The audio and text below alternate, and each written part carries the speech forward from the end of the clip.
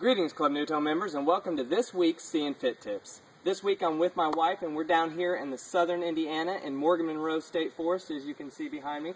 We just got done doing a nature hike, and we're going to go out and do a little trail running now. I strapped on my Vibram 5 fingers. Now, a lot of people ask, whenever I strap these babies on, they ask me a couple different questions. They ask me, are those comfortable? They ask me, do you think that they're right for me?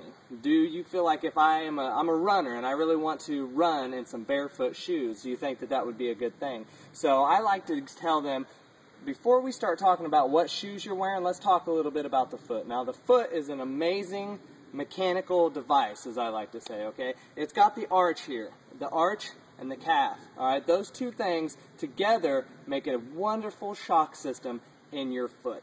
Now, our body has evolved over a long time to be able to support itself on a lot of different materials, okay? Now, for instance, trails, very soft material that we can run on.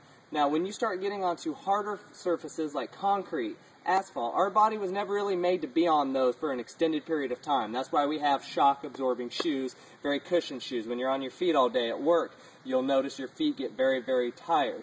Okay, so when you're running, your feet are going harder and faster, you're going to want to have support for there as well.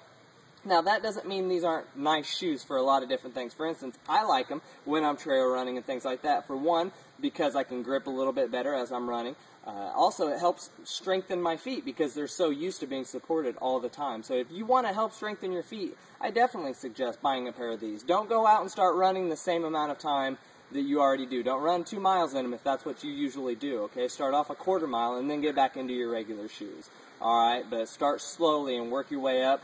Stay away from hard concrete materials. Stay on softer surfaces for the barefoot and the minimalist shoes, all right? And go out and have fun. All right, that's this week's Seeing Fit Tips. Again, my name's Lucas Woody. You stay fit, members.